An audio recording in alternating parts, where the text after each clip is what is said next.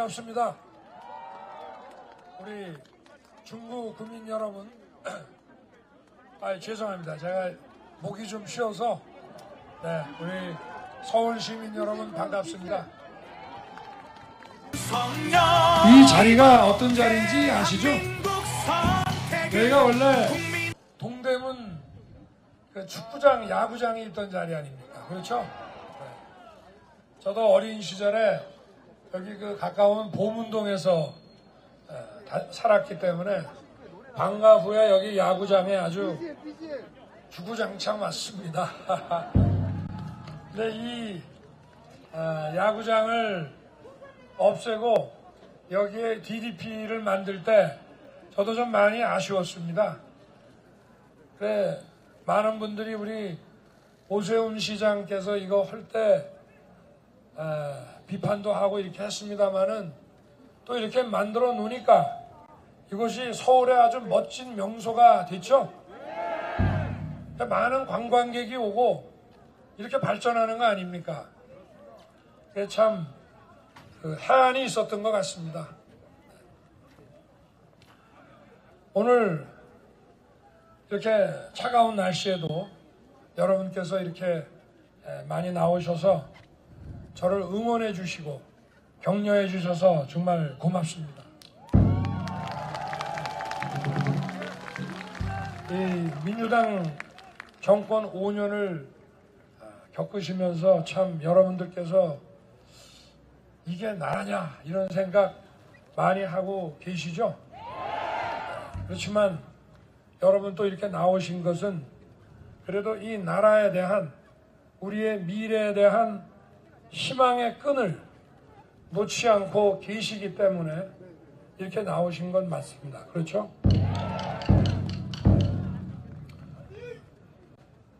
지금 우리나라 큰 문제 중에 하나가 지금 누구를 붙잡고 물어봐도 주택 문제라고 하죠.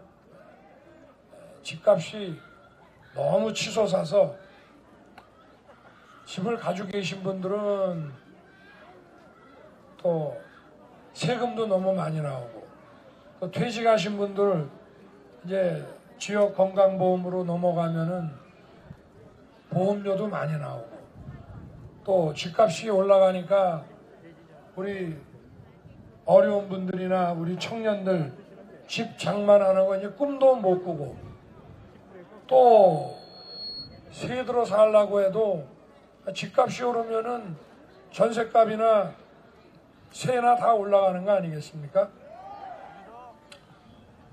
그런데 이 민주당 정권 5년 동안 주택 정책을 28번을 바꿨다고 하지만 그거는 다 국민들에게 사기치는 것이고 이건 일부러 이렇게 한 겁니다. 왜냐하면 우리 지금 전임 시장 때부터 서울의 재개발, 재건축을 전부 다 틀어막았는데요. 그 이론적 근거가 이 정권에 들어와서도 이 정권의 주택 정책, 부동산 정책, 경제 정책을 전부 입안한 김수현 씨라고 있습니다. 그분이 쓴 부동산은 끝났다라는 책을 보면은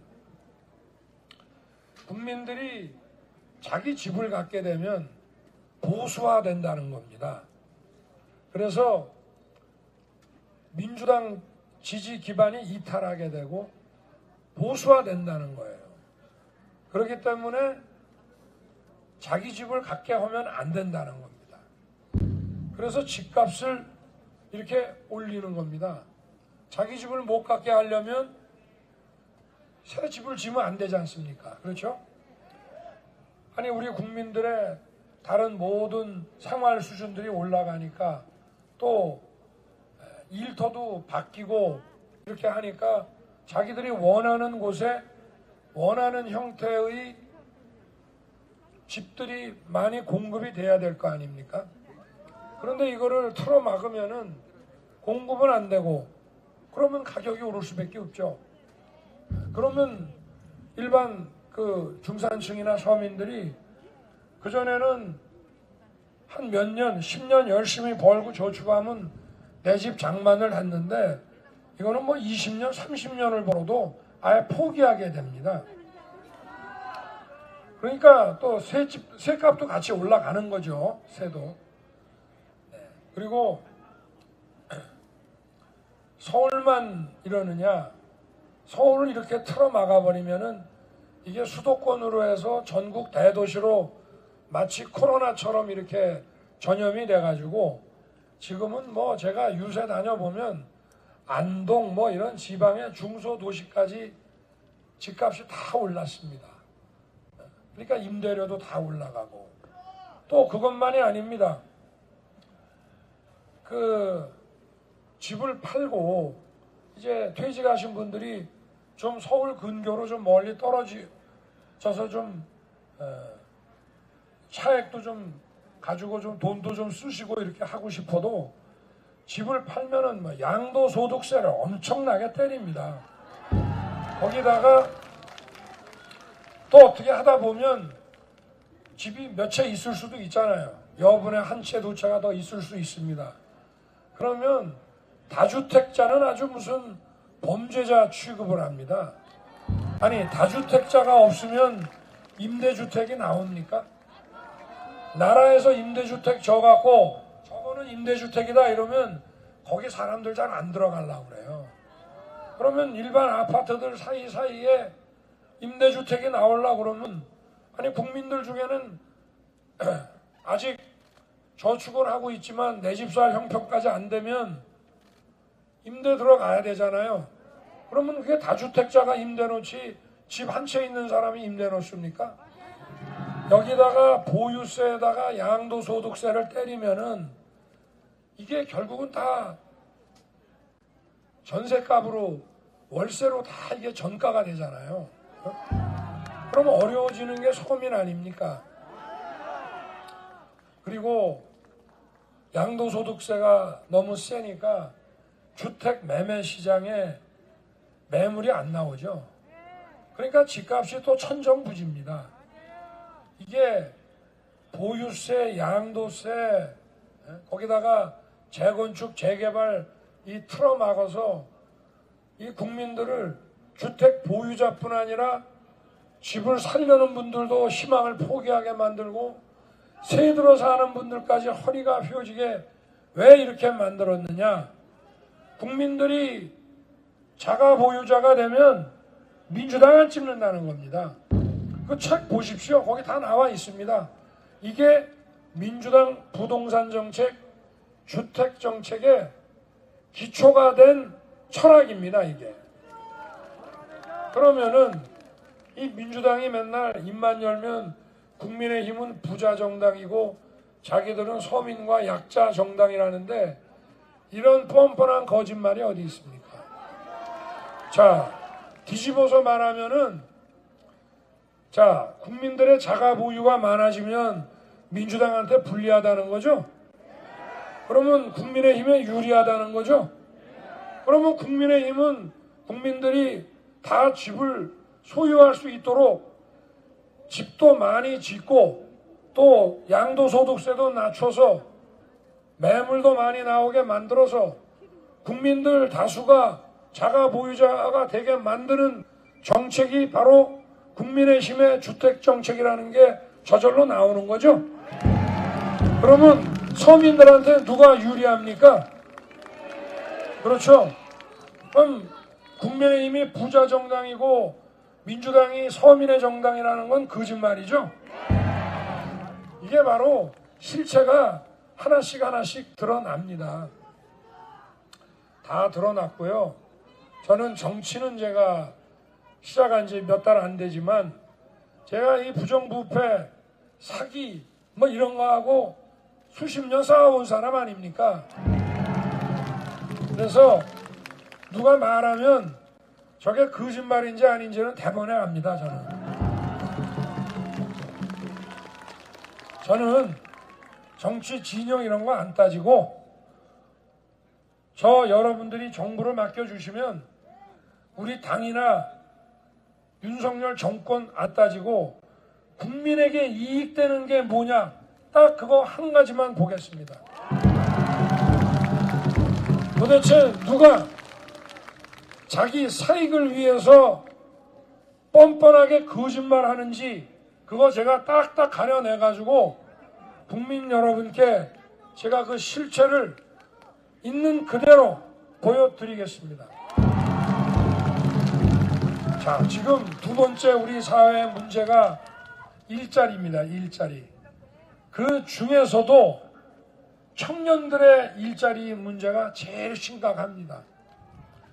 아니, 공부 다 배우고 청년들이 제대로 된 직업을 가져야 가정도 꾸리고 아이도 낳고 할 거 아니겠습니까? 그런데 지금 우리나라의 임금 근로자, 노동자가 한 2,500만 됩니다. 그런데 그 중에 강성노조가 대변해주는 노동자는 한 100만 명 남짓 됩니다. 4%입니다. 4%. 그런데 이 민주당 정권은 이 강성노조를 자기들 전의대로 세워서 아주 선거운동할 때 보면 이게 하나의 정당입니다. 이 강성노조가 바로 민주당입니다. 민주당이 강성노조고 강성노조가 바로 민주당입니다. 아주 전면에 나서서 상대방에 대한 마타도부터 시작해서 얻는 것 조작해내고 이런 모든 거를 민주당과 함께 작전 짜서 전의대로 뜁니다. 그래서 제가 핵심 지지층도 중요하지만 그래도 넓은 노동자가 있는데 왜 그렇게 소수의 강성노조 편만 드냐 했더니 정치에 크게 관심이 없는 저 관심도 지지층은 소용없대요. 아주 핵심 지지층 소수가 선거를 이기게 만드는 동력이라는 겁니다. 자, 여러분 한번 보십시오. 이 코로나 때문에 광화문에서 몇십 명만 모여도 방역지침 위반이라고 그래서 막 어떤 목사는 구속영장도 청구하고 이러죠. 근데 이 강성노조가 수천 명 시위하는데 어디 구속영장 청구됐다는 얘기 여러분 기사에서 보셨어요? 그냥 놔둡니다. 또 얼마 전에는 파리바게뜨 그 샌드위치 옮기는 그 운전기사를 이 강성노조 사람들이 붙잡아다가 린치가 하고 폭행했는데 이 사람들 사법 처리됐다는 얘기 들어보셨습니까? 그냥 봐주는 겁니다. 이 노사 간의 문제라는 것도 각자가 교섭력을 대등하게 제도를 만들어 놓고 원칙적으로 국가는 껴들면 안 되는 겁니다. 공권력은 늘 중립을 지켜야지 노사 간의 어느 편을 들어서는 안 되는 겁니다. 그리고 노동자들도 서로 이해가 갈립니다. 원청업체 노동자와 하청업체 노동자는 이해가 갈려요. 저 울산에 현대자동차가 있으면은 하청업체가 벤더가 밑으로 6계급까지 나눠지잖아요. 그러면은 현대자동차 노조가 봄에 춘투를 벌이면은 하청업체 노동자 애들하고 그 원청업체 노동자 아이들하고 교실에서 싸운다는 거예요.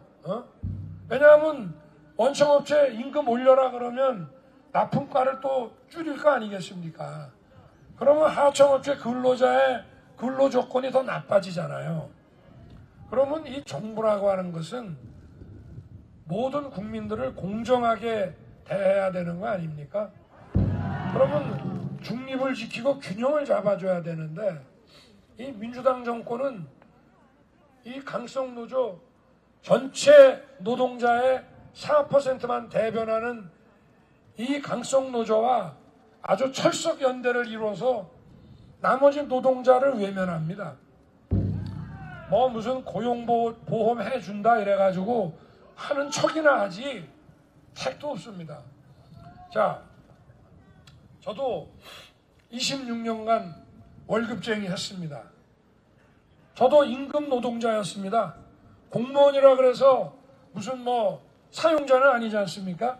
그런데 물론 공무원은 여건이 좋은 노동자죠. 그런데 어느 사회든 이 노동의 가치를 존중하고 노동자의 권익을 제대로 보장해주지 않는 나라는 발전하기 어렵습니다. 이 발전이 지속하기도 어렵습니다. 그래서 이 노동의 가치를 존중해야 되는 것은 민주당만이 아니고 국민의힘도 마찬가지고 그거는 우리 사회를 움직이는데 기본이고 본질입니다.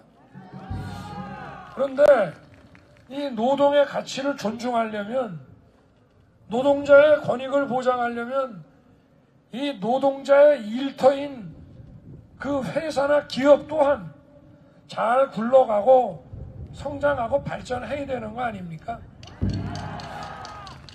이 기업이라고 하는 게 무슨 큰 기업만 기업이라고 생각하지 마십시오. 동네의 조그마한 식당도 다 기업입니다.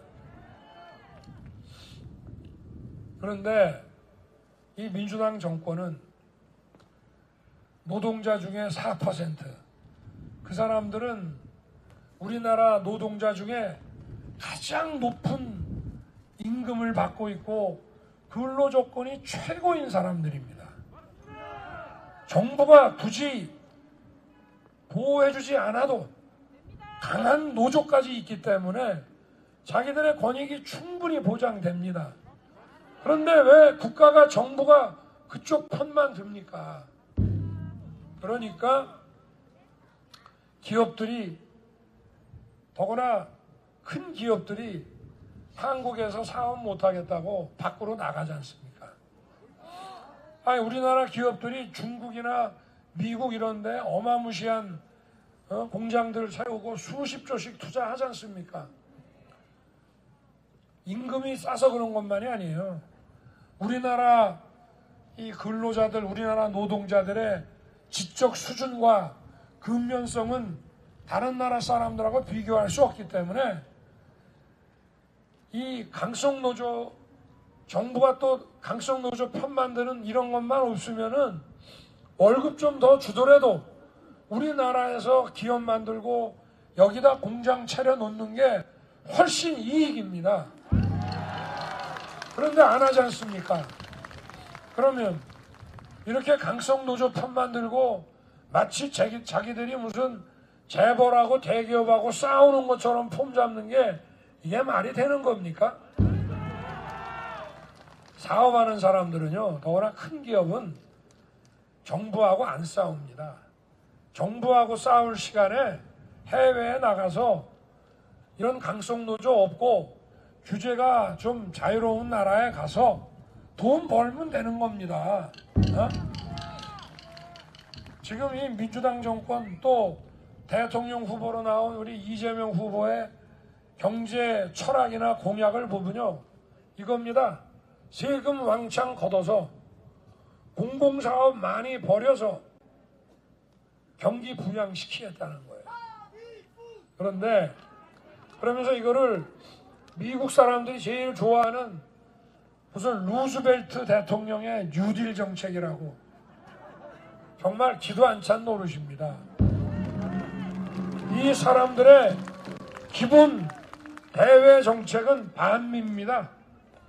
그런데 우리 국민들이 반미를 싫어하니까 마치 자기들이 반미가 아닌 것처럼 가끔씩 거짓말을 하는데 기본이 반미입니다.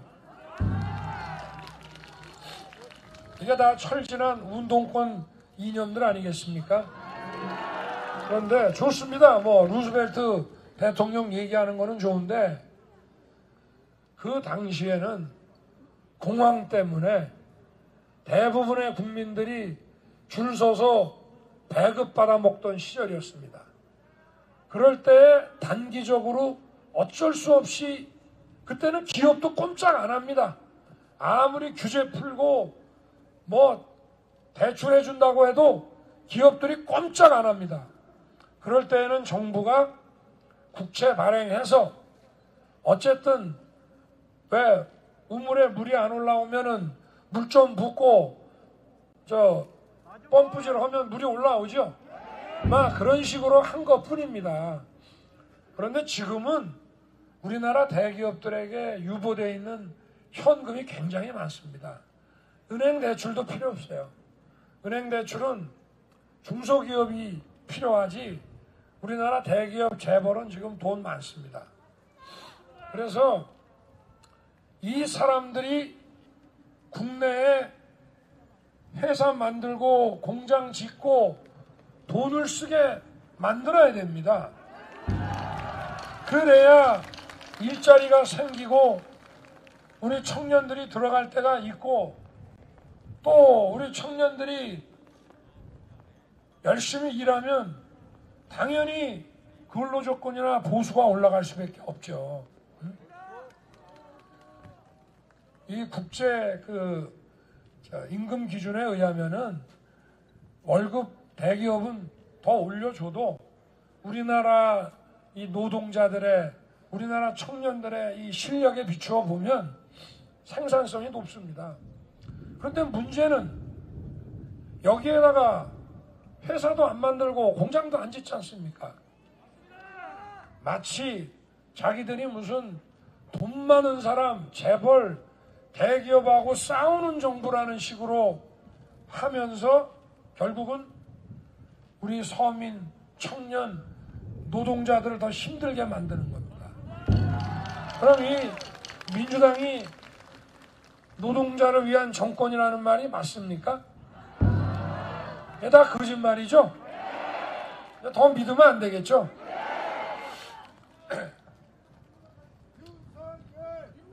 이 코로나 방역 때문에 2년 동안 가장 고통받은 분들이 조그마한 식당 운영하고 또 시장에서 가게 하시고 이런 우리 자영업 소상공인들 아니겠습니까?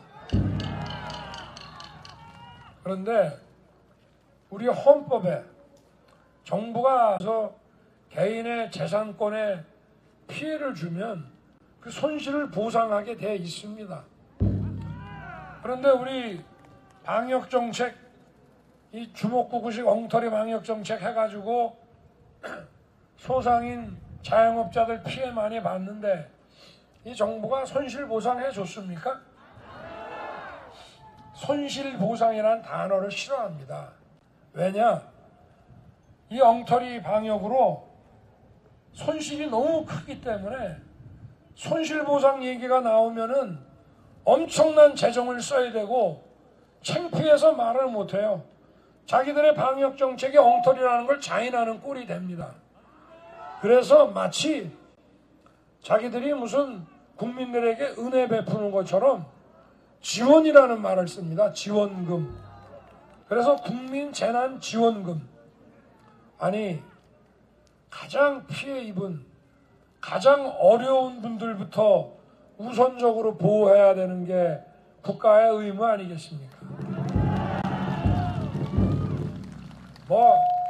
작년 내내 전국민 재난지원금 30만 원 준다, 50만 원 준다 이런 식으로 떠들더니 해바뀌고 이제 선거가 다가오니까 제가 작년 9월 16일부터 손실보상금 재원 50조 마련해서 빨리 보상 나는 하겠다라고 하니까 처음에는 포퓰리즘이라고 욕하더니 해바뀌고 선거가 다가오니까 자기네들도 안 내겠거든.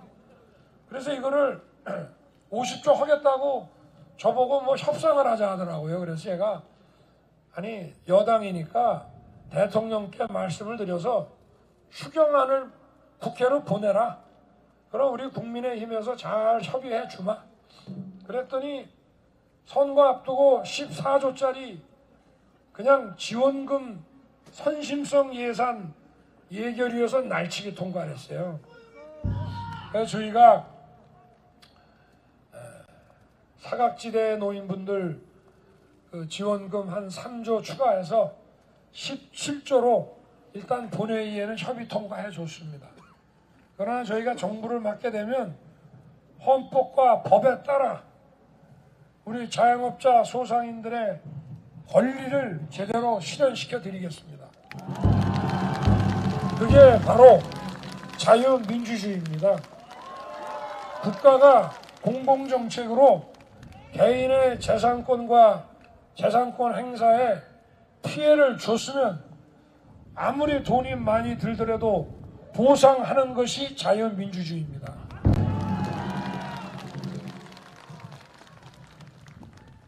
이 지금 정부의 엉터리 방역 정책 가지고 처음에 조금 코로나가 잡히니까 K방역이라고 했죠. 근데 지금 어떻습니까?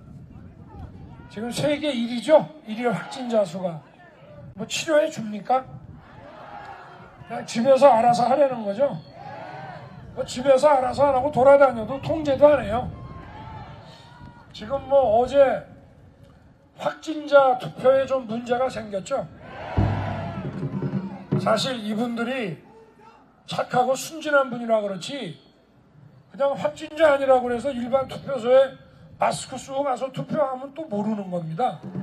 그렇죠? 아니 뭐 확진자라고 신고하면 뭐 해주는 게 있어야 안 그렇습니까? 그렇다고 뭐 확진자가 돌아다닌다고 뭐 통제합니까? 뭐 하자는 겁니까 이게 도대체? 아니 뭐 마스크 쓰고 우리가 지하철 그 빽빽하게 타고 다녀도 뭐 지하철에는 또 문제가 없다며요. 뭐가 뭔지. 그러니까 이게 철지난 그 운동권 이념에 빠져서 그저 거기에 집착해가지고 정치권주의를 수십 년간 맴돌면서 벼슬 탐하고 자리 탐하고 유착된 업자들하고 끼리끼리 이권 갈라먹는 이 파거리 집단들이 정권을 쥐고 있으니까 과학이라든가 합리 이런 거는 눈에 들어오질 않아요.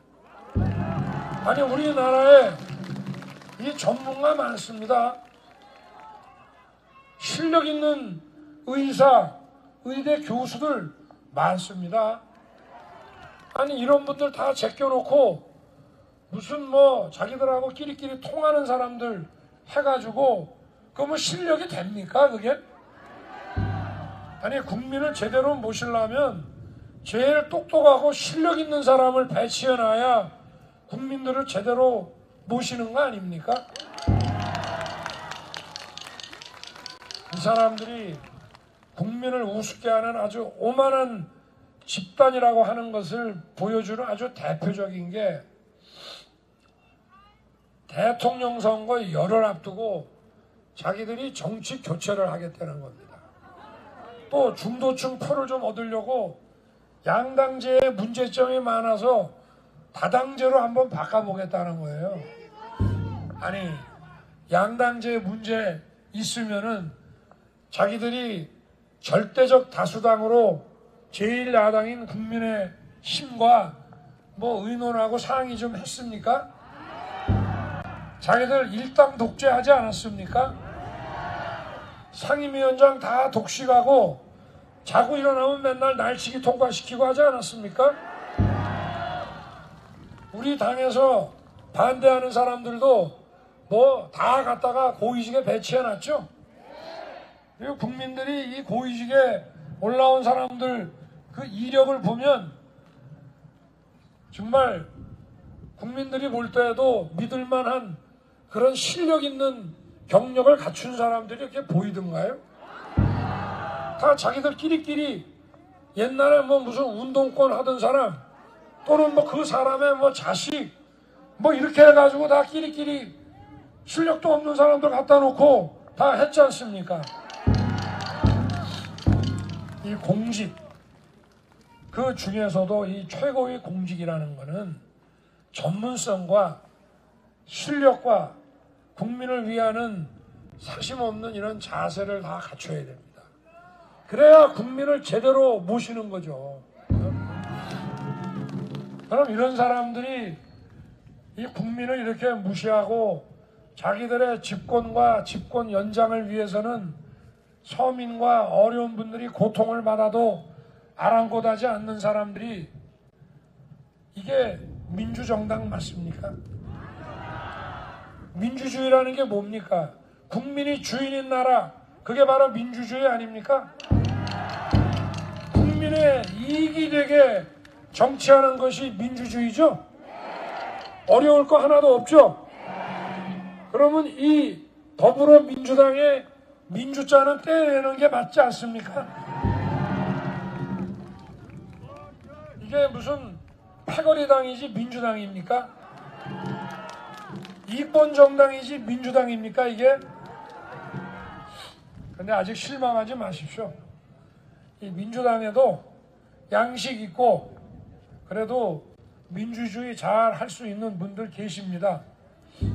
그런데 어디나 왜 악파는 양화를 구축한다 이런 말 들어보셨죠? 이거 중학교 사회책에 나오는 얘기인데 이게 어디 가나 꼭 못된 자들이 선량한 사람을 왕따시키고 다 길을 못 펴게 합니다. 그렇죠? 그래서 우리가 이 민주당의 이 패거리 부패 집단을 잘 제거하면 양식 있는 분들이 또 길을 펴니다. 그러면 국민의힘과 또 멋지게 협치할 수 있습니다. 그러면 민주당에 민주자 붙여놔도 됩니다. 그러나 지금은 안 됩니다. 지금 아까 계속 대장동 얘기를 하시던데 그거 뭐 단군 이래 최대 실적이라고 본인이 단군 이래 최대 치적이라고 하던데 이게 치적입니까? 부패입니까? 아니 어떻게 3억 5천만 원 들고 들어간 그 일당이 8,500억 1조까지 빼갖고 나옵니까? 말이 안 되죠? 그럼 이런 부패한 사람을 그 몸통을 대통령 후보로 선출한 그 이재명의 민주당은 뭡니까? 같이 부패한 거 맞죠? 아니 깨끗한 사람이 부패한 사람 좋아합니까? 부패한 사람이 청렴한 사람 좋아합니까? 약점 많고 썩은 사람들이 또 약점 많고 썩은 사람들 좋아하고 끼리끼리 어울립니다. 그러니까 이 이재명의 민주당의 이 주력 부대라고 하는 거는 집단적으로 조직적으로 함께 부패한 거 맞죠? 그렇습니다. 이게 뭐 대장동 하나입니까? 뭐 기본 시리즈를 막 내세워가지고 국민들을 헷갈리게 만드는데 뭐 기본주택 뭐 한번 얘기 한번 제가 드리죠. 기본주택이라는 게 이제 임대주택을 한 100만 채 줘서 우리 주거약자와 청년들 입주하게 하겠다는 겁니다. 그런데 자기가 성남시장 할 때 저 대장동에 저 김만배 일당이 1조 가까운 이익을 받았으면 그게 원래 성남 시민한테 돌아갈 돈 아닙니까? 그러면 그걸로 임대주택을 대거 지어가지고 그 성남시가 그걸 자산으로 가지고 있으면서 주거약자와 청년들을 좀 싸게 입주시키면은 될 거를 그거 전혀 안 했잖아요. 그죠? 여러분 또 백현동 아시죠? 그 무려 그 용도 변경을 4단계나 해줘가지고 아파트를 1230세대를 지었는데 거기가 원래 산입니다. 산. 그래서 자연 녹지입니다. 이거를. 그래서 4단계 올려서 저거는 준주거지역. 일반 주거 1종, 2종 거쳐서 준주거로 해가지고 1230세대를 짓게 하고 산에다가 저렇게 하다 보니까 50m짜리 대한민국에는 없는 유일한 그 옹벽을 만들어 놓으니까 그 얼마나 위험하고 무섭습니까?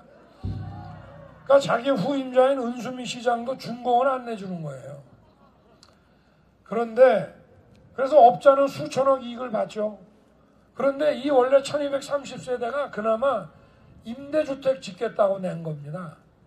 그런데 이거를 10%만 짓고 나머지는 다 분양주택 지어라 하고 재승인을 또 내줬어요. 그래서 업자가 돈을 엄청 벌고 자기 선거 사무장하고 아니 자기 변호사 사무장하고 선거운동 본부장하던 그 사람이 나서서 브로커로 상당히 또 챙긴 모양입니다. 그러면 아니 임대주택을 얼마든지 지을 수 있을 때 하나도 안 한 사람이 뭐 대통령 되면은 100만 채 짓는다는 게 말이 됩니까? 아니 약자와 서민을 위하는 거예요? 아니면 브로커와 특혜를 위하는 겁니까 이게? 그러니까 이렇게 참 이 뻔뻔한 어제는 또 뭐라 그러더라? 위기에 강한 뭐 대통령이라는 얘기 하죠? 그 위기라는 게 우리 국민이 만들었습니까? 민주당이 만들었습니까? 자기들이 만든 거죠? 그럼 자기들이 위기를 자초했다는 거는 인정하는 거네. 또 어제는 지금 상황이 과거의 독재 정권과 다르지 않다 이러더라고요. 공권력의 남용이 심하다. 공권력 누가 갖고 있습니까? 그러면 공권력 남용으로 지금 과거 독재 정권하고 똑같다. 그리고 또 이 나라가 경제, 사회적 또 국가적으로 위기다 라고 했으면은 그거 만든 정당과 그거 만든 사람들은 다 물러나야죠. 그거 교체해야죠. 그거 교체하는 게 정치 교체 아닙니까? 아니 이재명의 민주당이 그 이재명의 민주당을 주도하는 그 패거리 부패 세력들이 지난 5년간 민주당 정권을 다 망치고 나라 망친 사람들 아닙니까? 근데 뭔 소리 하는 거예요 도대체? 나는 이게 이해가 안 됩니다. 그럼 우리 서울 시민들과 대한민국 국민들의 선택은 어디로 가야 되는지 자명하지 않습니까? 뭐 제가 어려운 말씀 드렸습니까?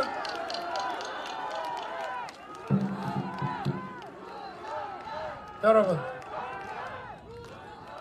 우리가 어제 뭐 확진자 투표 갖고 좀 문제가 됐는데 이게 저를 믿으십시오. 저는 이 사기꾼들 오래 상대해봐서 아는데요. 이거는 뭐냐면 우리 국민의힘 지지자 중에 보수층을 늘 부정선거 의혹을 제기하시는 우리 보수층을 분열시키기 위한 작전입니다, 이게. 그래서 저희 당에서 철저하게 감시하고 또 정권 바뀌면 그 경위를 철저하게 조사할 테니까 걱정하지 마시고 3월 9일 날 한 분도 빠짐없이 투표해 주십시오.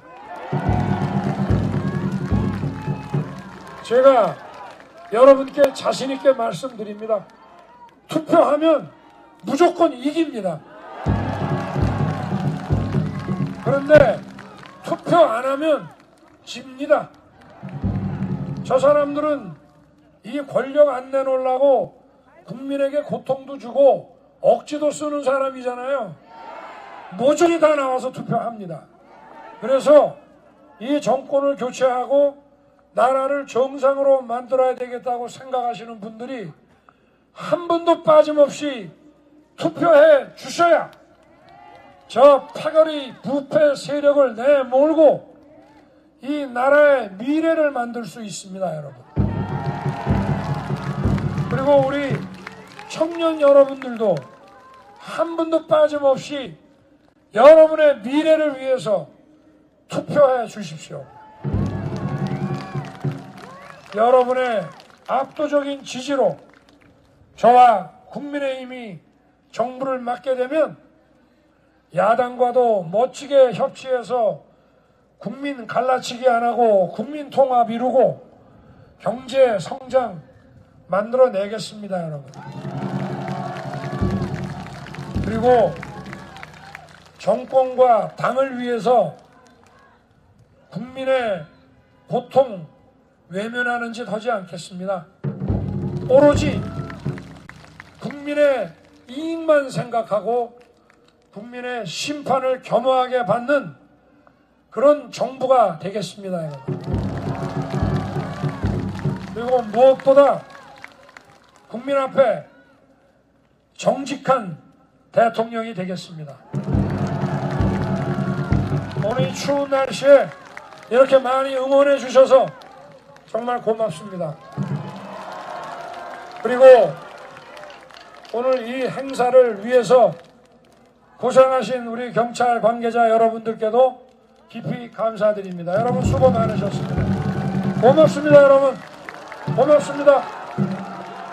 네, 여러분 우리의 대통령 윤석열 후보께 다시 한번 뜨거운 박수 부탁드리겠습니다.